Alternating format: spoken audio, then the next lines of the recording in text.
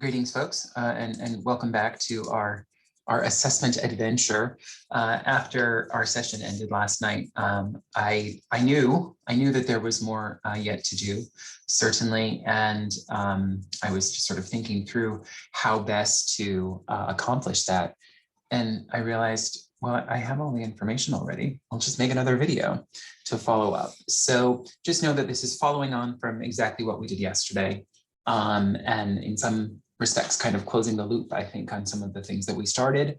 And also hopefully inviting you, I guess, to continue this dialogue. And so whether that is sort of directly with me and reaching out and communicating with me, which would be wonderful, but also amongst yourselves and your colleagues, just to, as I say, keep this conversation going.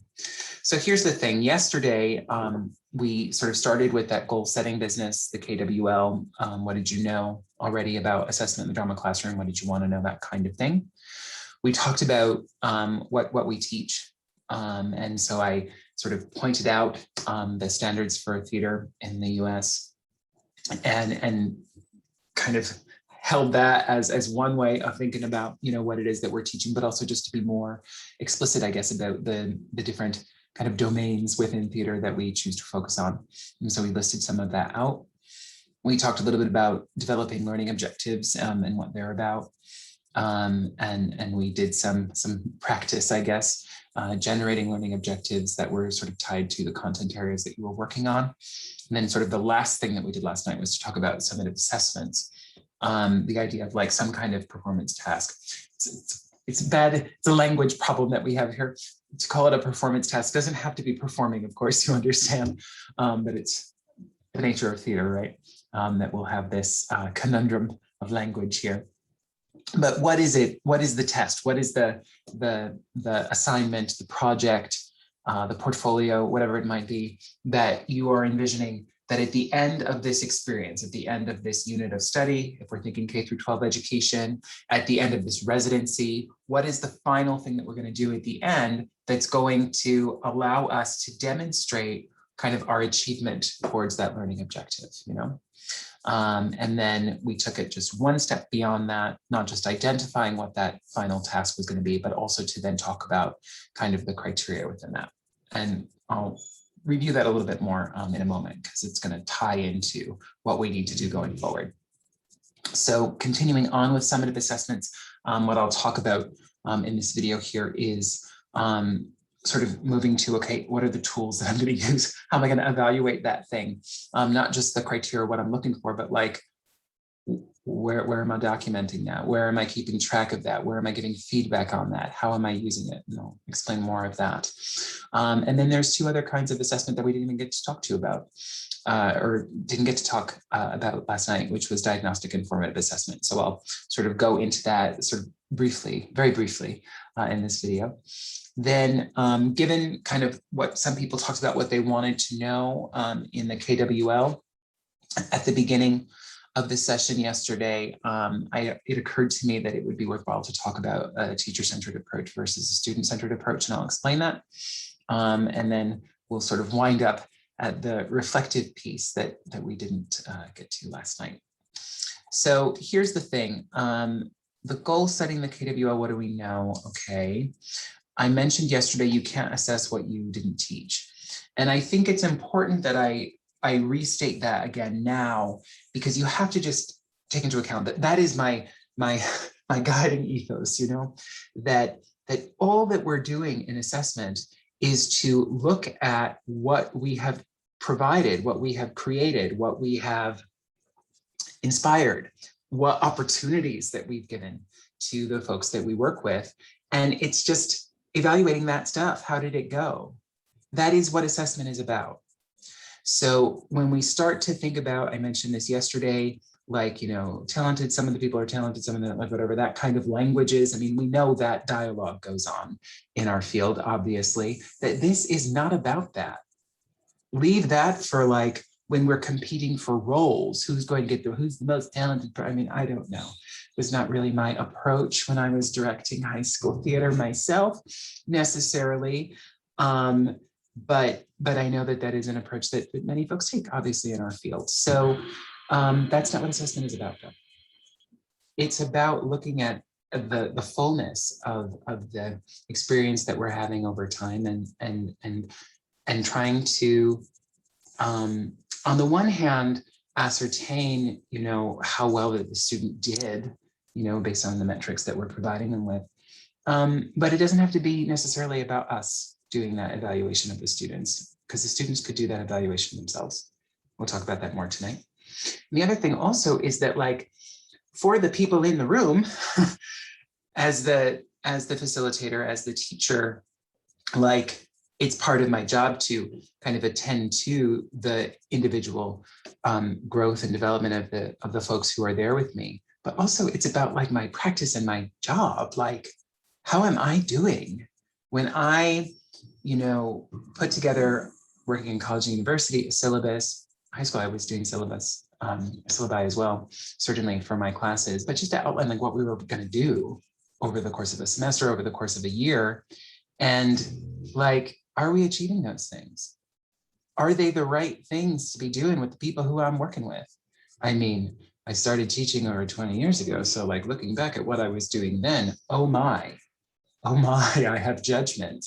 But, that's because I'm always kind of evaluating where I'm at and the appropriateness of what I'm doing, whether that's with my graduate students here at NYU, we're going to be theater teachers, whether that's with my public speaking students at the community college where I also teach. I have theater students there as well. And, like, racking my brain around the fact that some people aren't doing their work, and what's that about? Like, is there a mismatch between the assignments that we're doing and the tasks that I've asked of the students, the perhaps informality of how my classes are sometimes structured that leads folks to believe that, like, we don't need to, or this isn't important. I don't know. So I'm always in that sort of state of being, of thinking, of processing, of evaluating and reflecting. It's just where I live. And all of this is tied to that. All of this is tied to that. For me at least, and maybe for you. So yesterday, we identified what these performance tasks were going to be. We identified criteria for them. So I want to sort of push you. And so this is the fourth bullet that's here on the screen now. We've itemized criteria for the task, the look-fors that will show us that they've achieved the objective. And so that's like when the students perform the scene from, when the students present their verbatim performance monologue in written form. Okay, what am I looking for? What am I expecting to see? When they choose, selecting what part of the interview that they're going to present.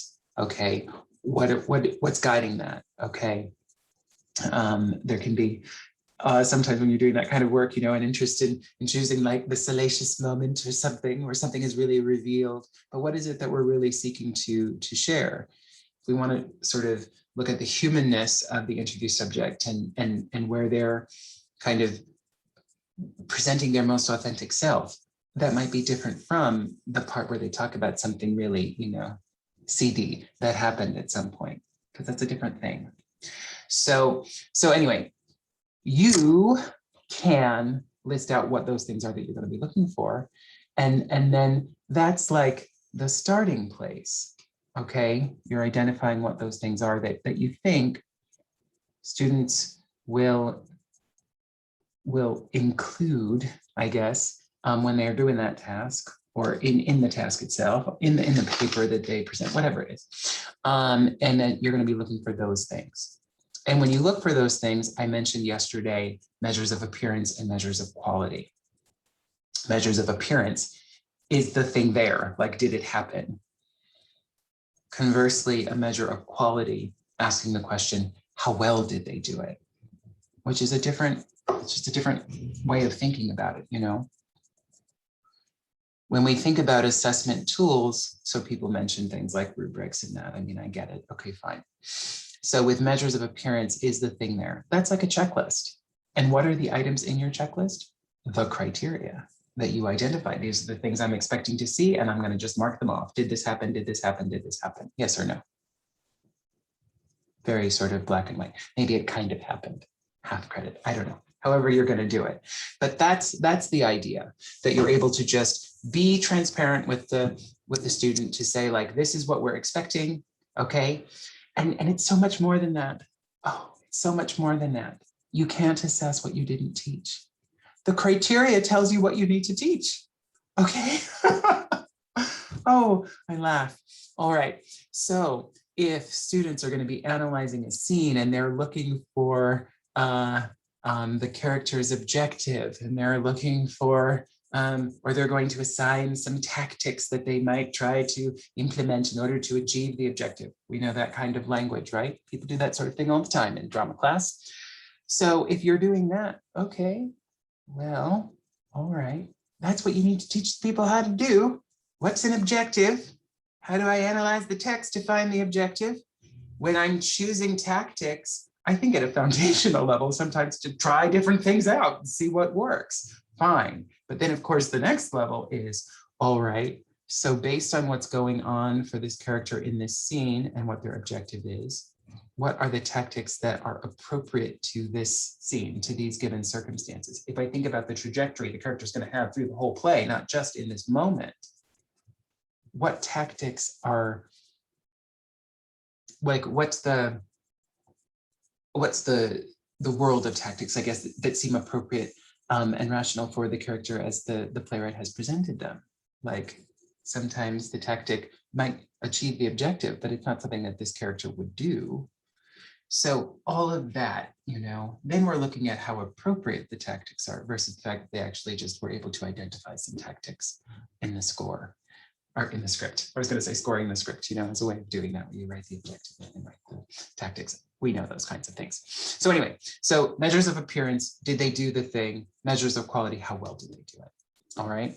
So if you did a traditional test with the people, multiple choice, short answer, whatever it's going to be, like a test, because you could do that. Maybe you're teaching theater history and repertoire, who knows? All right, dramatic literature kind of approach. Then doing a test, I mean, that's it. Either they know it or they don't, right? Different from how well do they know it. If they're writing an essay where they have to like really get into sort of great detail about something different, then it's how well did they do it. Measure of appearance, did they do it or didn't they? Measures of quality, rubrics often are set up that way, yeah?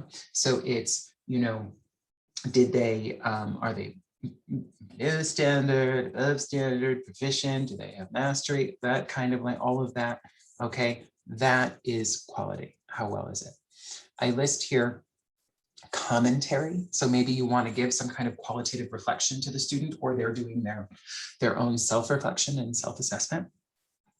And that, if they're sort of kind of getting into the meat of not just I did the thing, but this is how well I think I did it and why, this is how I might improve, this is what I could have done better, this is what I left out, all of that sort of stuff. Then we're getting into quality, of course, and that's dealing with depth and breadth. Going on. From the criteria, I mentioned yesterday that you could create a rubric from that, or conversely, if you had a rubric that you were already working with, that you could sort of tease out some of the ideas in the rubric and create criteria for an assessment task from that. I had examples that were listed and I didn't get a moment to share them. So EDTA, it seems, in conjunction with the National Endowment for the Arts, created these cornerstone assessments that are meant to be like sort of ways of thinking about assessment at different grade levels. So 2nd grade, 5th grade, 6th grade, 8th grade, and high school. And they're tied to the national standards. I will just editorialize and say, I have questions about some of the choices that they've made, but I didn't make it, I wasn't part of it. So, you know, we just take them as they are. But looking at the rubrics for some of these, okay, in the 2nd grade level, they're doing a drama machine, traditional machine, somebody comes in and the other people join. Okay, we understand that activity. So that's essentially all the students are doing in this. But here, there's a little video showing the kids doing the thing, fine. But also the rubric is here. And if I look at the categories that are here, I get an understanding that this is the criteria for the machine, that the students should be making physical and vocal choices, that the students are going to be able to reflect on those choices. And then there's this other thing here that's overall choices. Student responses and choices are grounded by experiences, observation, or discovery in the machine exercise. So here's the thing, you can only assess what you teach. I have to teach them what physical choices are. I have to give them opportunities to explore that. And then I have to get them to understand that this is expected if we're doing this activity. Like either you're doing the activity or not. If you're doing the activity, this is what it is. You have to make physical choices, vocal choices, fine. This business of reflecting on them, students make distinct, unique connections between the character's life choices and or culture being different or similar to one's own. What some teachers do, like we read the story and now they're going to make a machine that's reflective of some moment this character's having in the story, we can imagine, fine. And then that the student makes distinctly unique connections between the character's life. I've had so many conversations with teachers where they're doing this themselves, like the student is not even there. Oh, well, I know that little Sue was doing this moment and it was reflective of that thing that happened with the character because like I can understand that. Well, that's very nice that you can understand it. Does the student understand that? How are you going to know? You have to ask them. You have to ask them.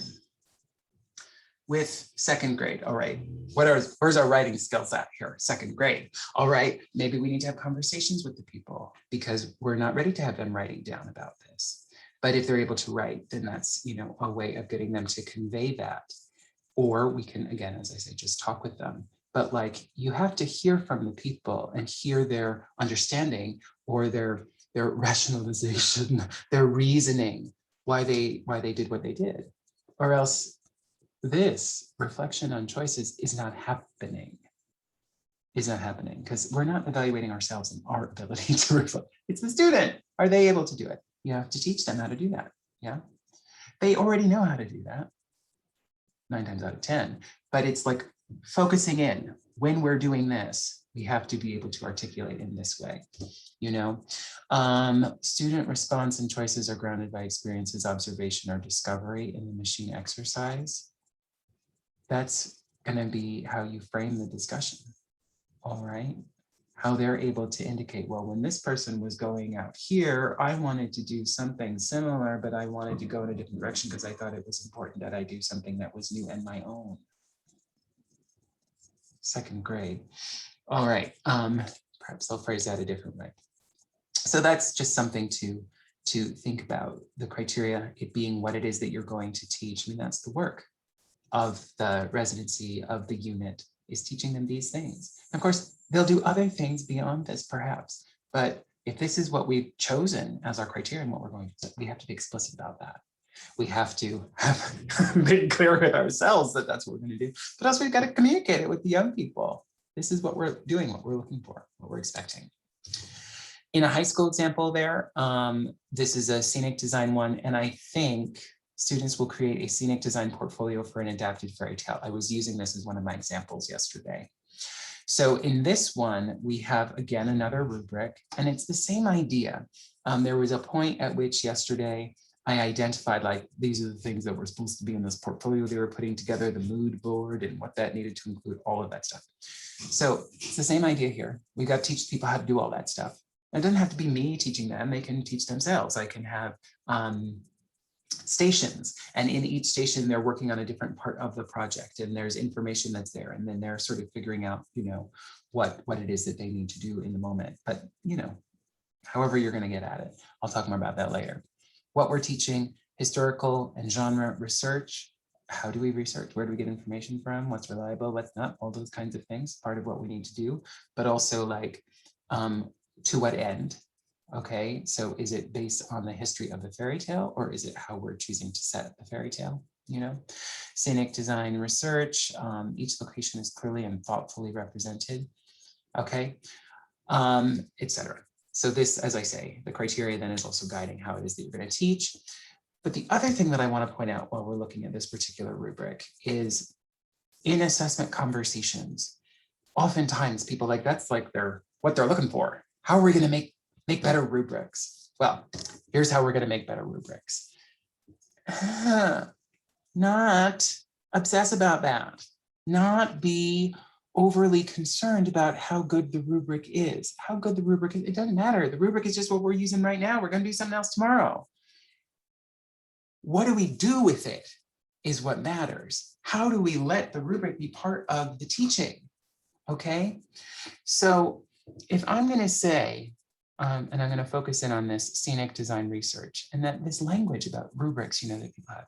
So if I just look at the above standard, each location is clearly and thoughtfully represented. That's above standard.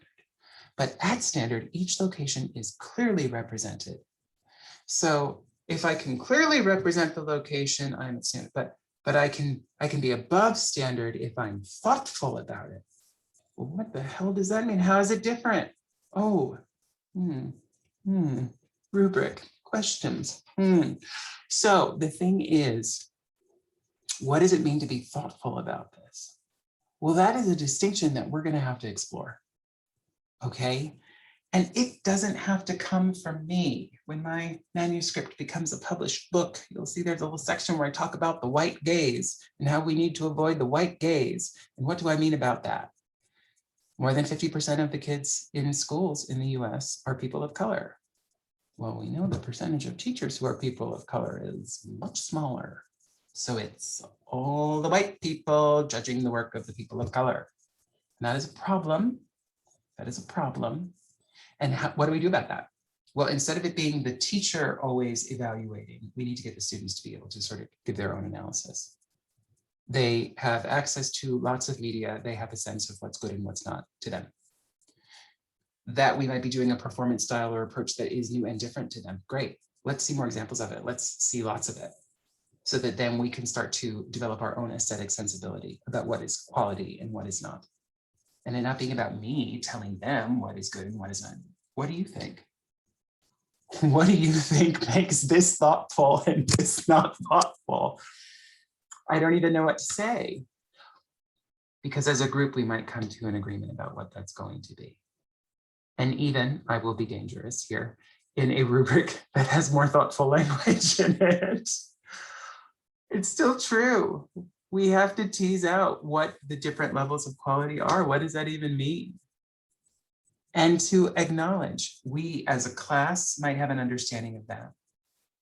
I, as the teacher, might have an understanding of that, but the student can have their own individual understanding of that as well. And what's the evidence that they're going to show, that they're going to tease out from that performance task that's going to sort of justify the level of the performance level that they assign to that work. Highest level of Bloom's taxonomy, we remember. I will just point out one more thing here in this rubric. Design ideas supported by mood, design concept, and analysis. Above standard. At standard. Design ideas supported by mood, design concept, and script analysis. All right, we won't criticize any further. You understand what I am pointing out. So that's what's happening there, just in terms of the rubric. And whether we articulate something and put it into that kind of framework in a chart, or we do it a different way, it doesn't matter necessarily. It just matters that there is clarity from the students about what's expected, and also that we have a sense that that's guiding us in terms of what we're going to teach. Now, if I know then that that's where we're going to end up, that's what we're working towards. Students are going to do this task, and in that task, these different criteria are going to appear. Now we can start thinking about the beginning of a unit of study. We can start thinking about the beginning of a residency. What do I need to know at the outset in order to best facilitate the experience? We talk sometimes about meeting the students where they are. Well, you got to find out where they are. And how are you going to do that? Okay. Diagnostic assessment. What will I do at the start of the unit to figure out what students already know so I can build on that? Now, I mentioned yesterday that a lot of this assessment language is stuff that's across curricular areas. Doesn't matter. Everybody's speaking about this in the same kind of way. So in other areas, rather than using the term diagnostic, They might use the word pre-assessment, certainly, and it's the same thing. The idea is to figure out what the students' entry points are. Where are they? That I mentioned here that they're often informal, but they don't have to be. And I'll give you some examples. So just the way that I set up this workshop for us, that we started with that KWL, that we spent all the time introducing each other yesterday. I expected fewer people, so I didn't think it was going to take so long. But thank you all for coming, because it was really valuable to see who's interested in having this conversation for sure. But I need to find that out, who you are and what you need, in order to speak about this in a way that I'm hoping is going to be a match with your needs and interests and experiences and the rest of that. So KWL is a way of doing that very formally in a chart like we saw there. Standard way of doing it. We could do it graphically, we could do it visually, we could do it physically. Okay, what do you already know about this? We could just have a conversation.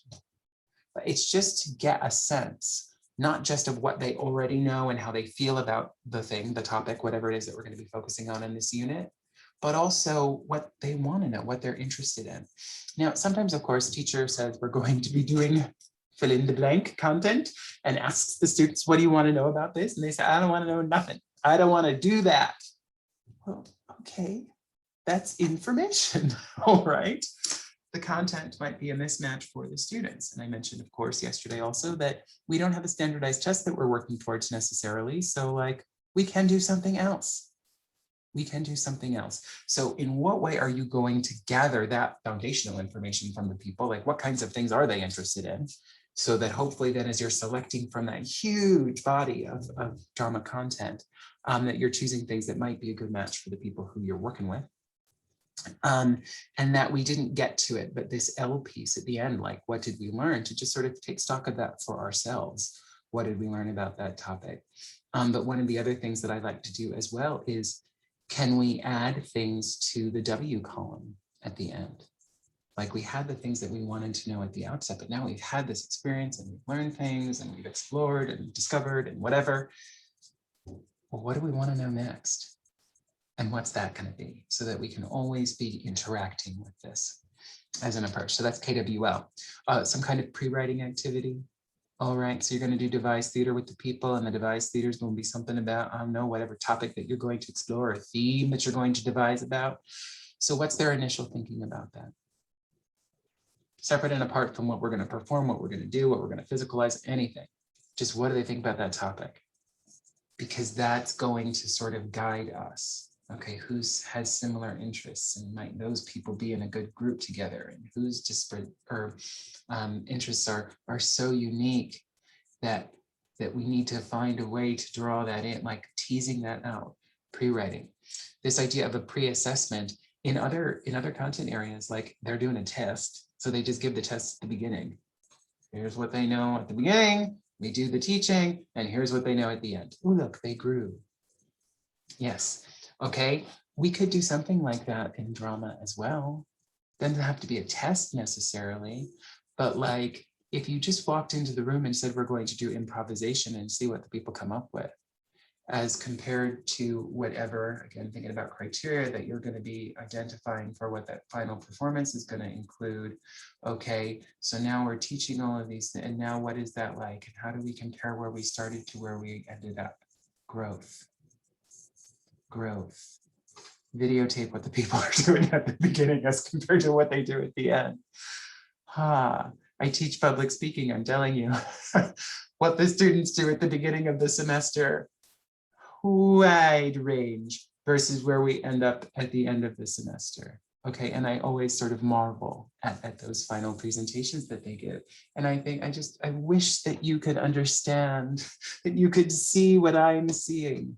Because I remember real well what they did 4 months ago. They're younger, they don't remember some more distance in the time. To me, it's just yesterday. I don't know. So I see it. I really see it. And some of them as well, but not everybody. Anyway, having an informal discussion with the people. So I mentioned earlier the idea of doing a KWL with the people by doing it through discussion.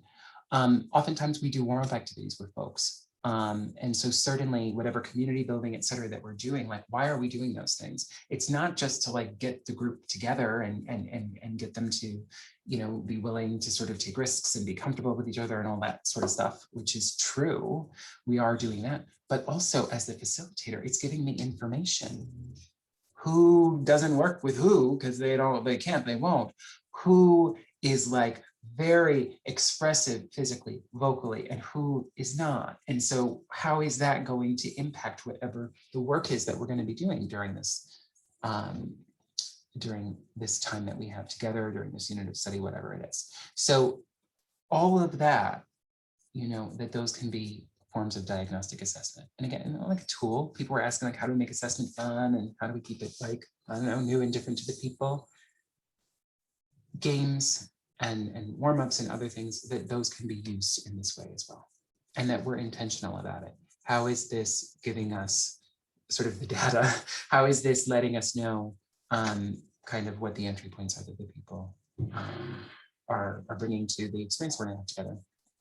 And the last one that's in my list, not because it's least important or otherwise, it's not hierarchical, but students can self-assess as well. Like, what do they already know about it? Like, and really like get a sense of like what I feel like are the skills, the creative capacities that I'm bringing to this moment that I think might be useful if this is what we're supposed to do. It's not always described quite well. Vygotsky had different intentions when he developed the zone of proximal development theory, but in the way that we often use it in education, that we think about like, where is the student now? Where is it that we expect them to be or want them to be or hoping that they'll arrive, or where they want to be themselves? And there's the space between. The space between, and that's diagnostic assessment is helping us to figure that out.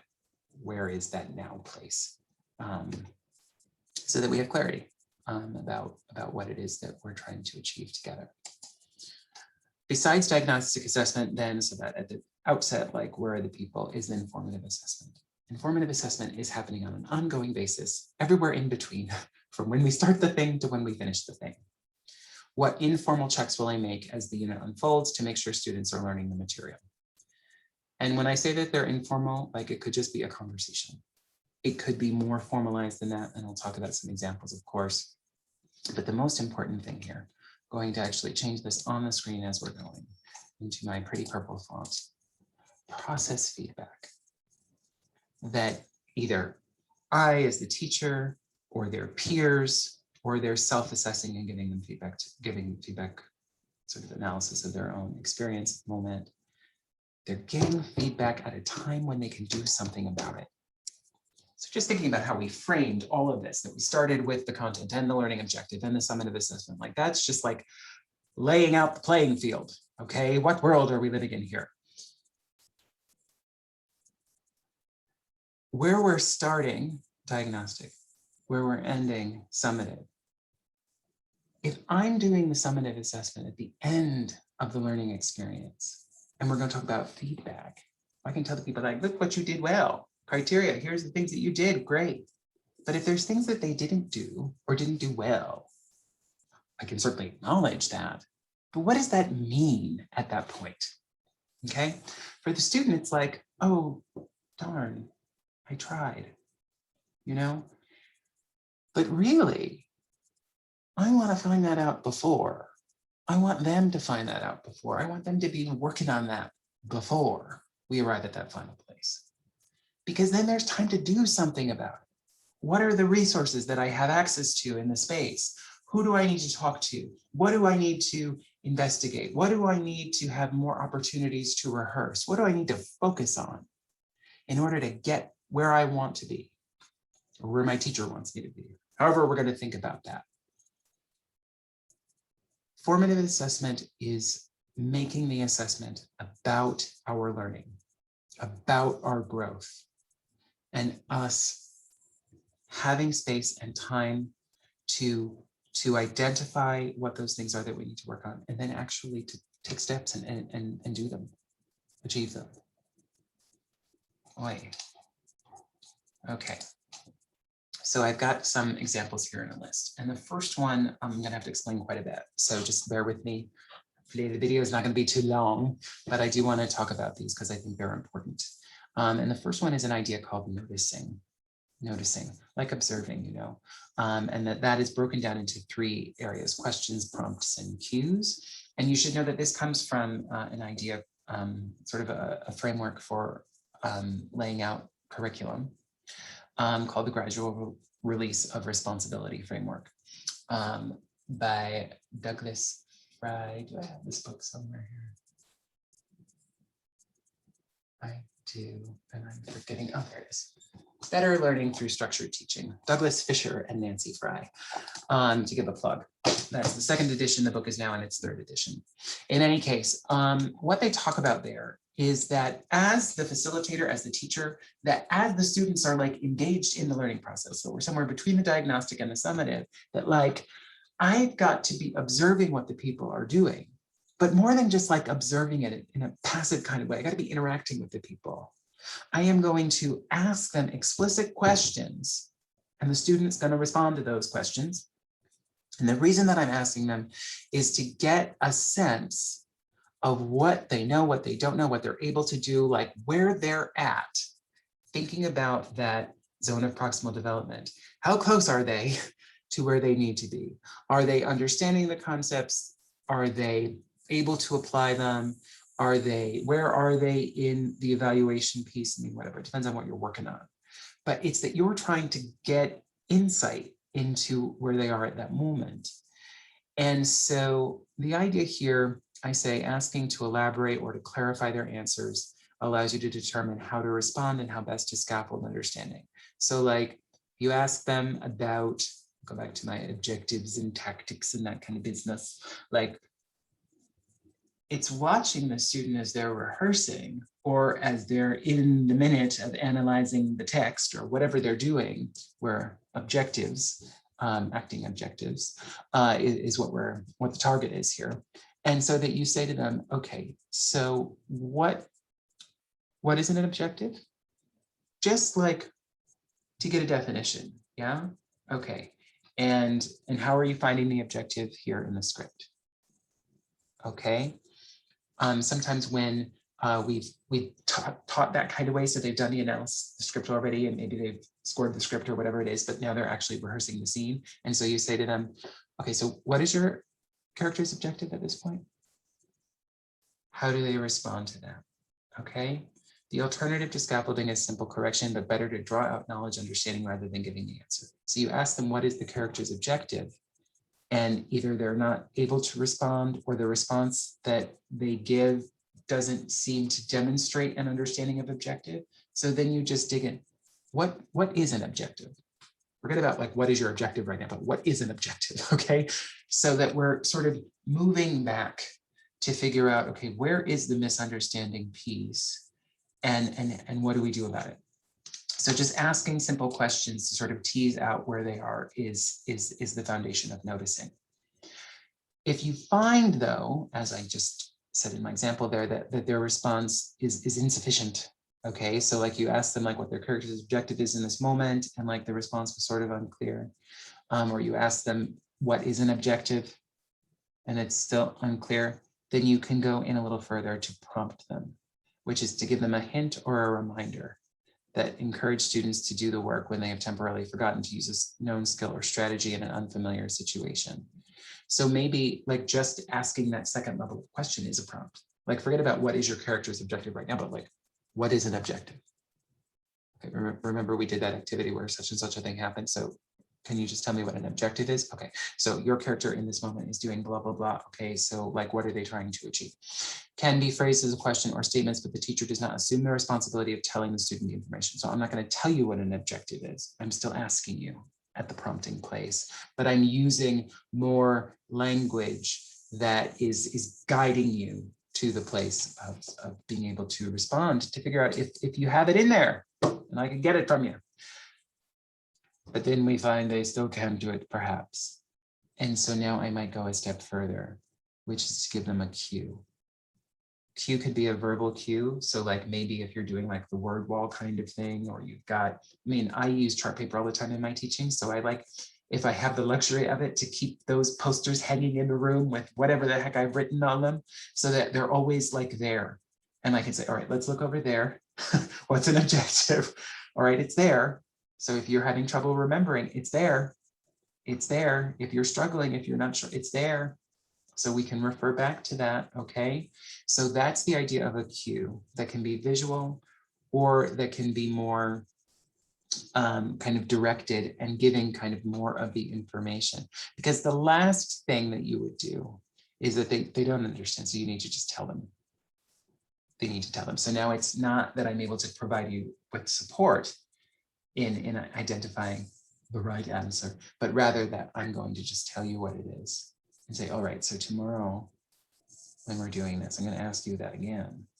And so what are we going to do between today and tomorrow? And so that we're able to sort of get to that place of having an understanding of that. Okay, and now tomorrow, now you know what it is. Okay, so let's see, let's review that, this kind of thing. All right, I'm using a very specific example intentionally, but obviously you can apply this in many different ways. So other things that are here in the formative assessment list, exit tickets. So like at the end, I mean, if I think I've got a learning objective, I could ask the students like, okay, so what do we know about this moment? Where are we with this? If I've got my list of criteria for that summative assessment, even though we're not doing the summative assessment yet, but we're in the middle of the teaching somewhere else, I can talk about one of those criterions and say, all right, so what do we know about this piece? Where are we? Are we struggling with this? Are we doing it well? How comfortable are you with this at this time? How's it going? But about that specific thing from the criteria, being really explicit and using an exit ticket in that kind of way. And it's also, you know, sometimes we have discussions with classes, or we might say to them like, you know, how are you doing with your scene? How are you doing with your scene in terms of what? The criteria from the summative is always our foundation. They may have other issues that need to be dealt with as well beyond that. But like, we're teaching here, so we've got to focus in on what that criteria is as the foundation. How are those things going? And then we can say, okay, and what else besides? What else is happening? Journals, if you have students doing journals, okay, just you have to read them all the time. So it's just, that's a way of having an ongoing kind of dialogue with the student about where they are at with the stuff. Sorry, I keep scrolling. I don't need to scroll.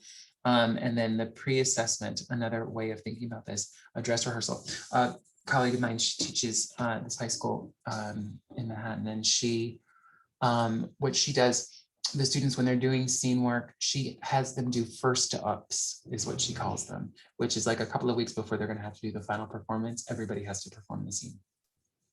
And they have like a peer review process, like how they get feedback, a peer feedback thing that they give. Anyway, but like that way, everybody's getting feedback on the scene, ideally organized around the criteria, organized around the categories on the rubric, whatever it's going to be, but that they have an opportunity to do it in advance, so that then, okay, we can identify this thing I'm doing well, don't need to worry about it. This thing, I need to work on this. This thing, not so much. So like that the students are giving them feedback on it, but also they can do their own self-assessment as well. And then we've got time to work on it. Goal setting. What am I going to do tomorrow in order to move me further along? What am I going to do the next day?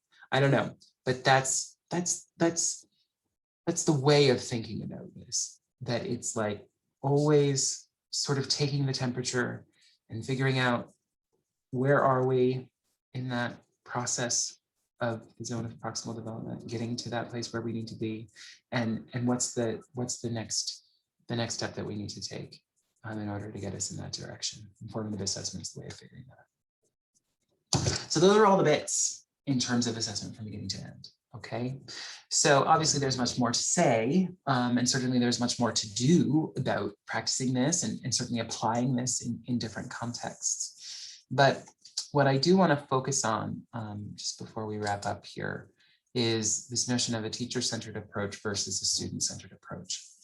Everything in the way that I've kind of described it, both last night and in this video as well, has been largely about you as the teacher or facilitator and how you're organizing this experience.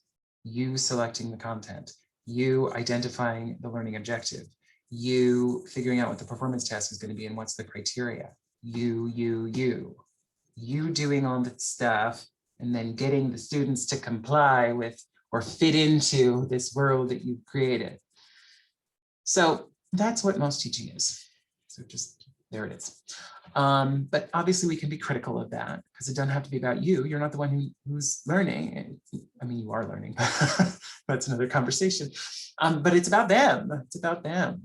So, you know, Freire obviously had this idea of a sort of banking model of education that, like, here I am, the teacher with all the knowledge, and I'm putting it into the bank that is the child's head. And so wanting to sort of get away from that. And the thing is, I am critical of the way that people think about the banking model, because it gives the impression like that's just wrong because, like, the students already have all of the knowledge and I'm drawing it out. I don't think that's true. In fact, all of my work that is surrounding me in this moment is evidence of what I don't yet know to me. So there are lots of things that people don't know yet, but it doesn't have to come from me, all right? And rather, I think, like, I can provide folks with opportunities, I can provide them with tools perhaps that are going to allow them to access all of that knowledge, information, experience.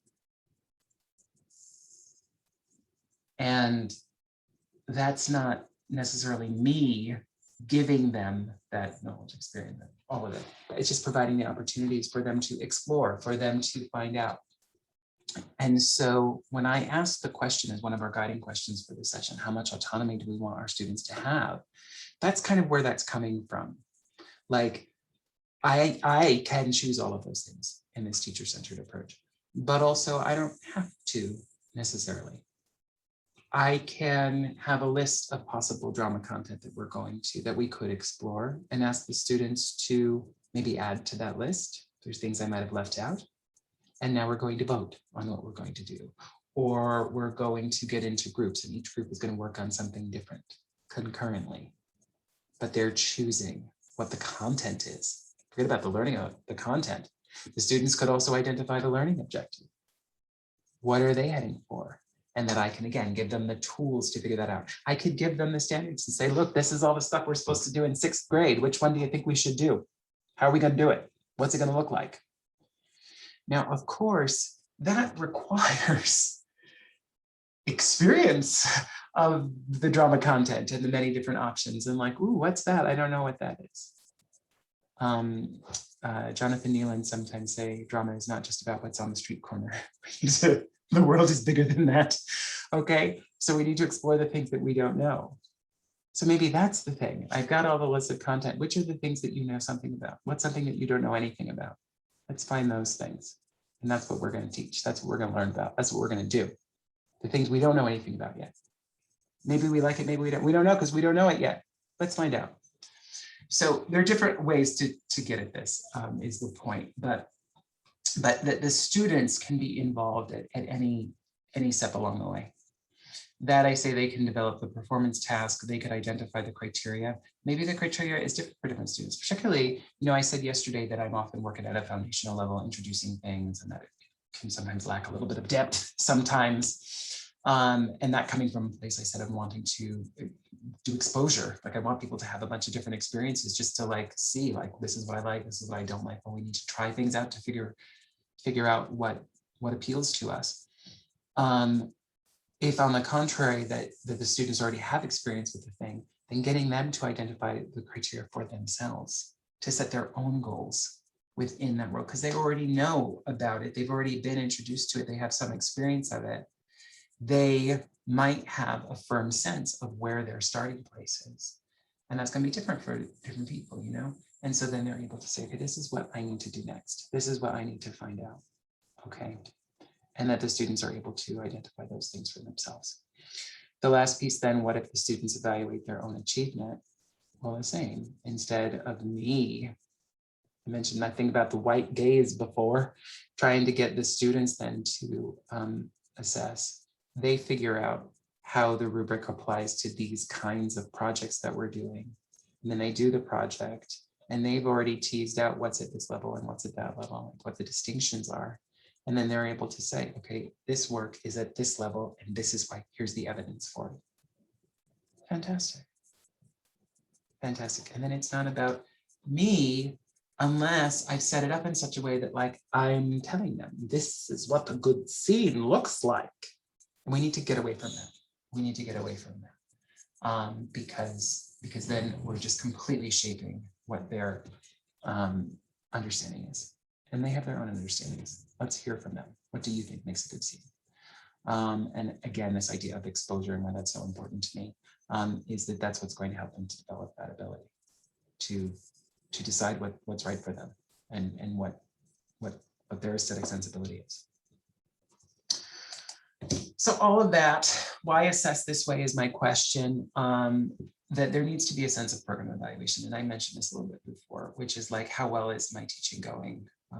Like I've organized this class, I've created this syllabus, is it the right syllabus for these people? And when I'm assessing this way, when I'm sort of getting a clear sense of what the entry points is for the students, that I am kind of working with them and charting their growth and development over time. I'm also assessing the effectiveness of the program that I'm instituting. So that is helpful in that way. That I say here, clarity of objectives and outcomes, whether I'm creating the objectives and imposing them on the people or they're creating them themselves. Doesn't matter, but it's just very clear about what it is that we're doing in why. And we need to have that clarity. Otherwise, what's the point? What's the point? The student comes into class and if what we do today has no impact on what we're doing tomorrow, well then maybe today I don't need to do it. Not because I'm not interested, I'm not invested, I'm not engaged, but like it doesn't mean anything. Contextualizing, being clear. And certainly the more autonomy that the students have, the more that you would provide them with opportunities, agency, yeah, to establish these things on their own. Certainly the more engaged they're going to be in it. But one way or another though, there just has to be clarity about that. I sometimes say to students, like, you know, if you give you a syllabus at the beginning of the semester, it's like a contract. I'm telling you, this is what we're going to do. If it's college and university, you paid for it. This is what you bought.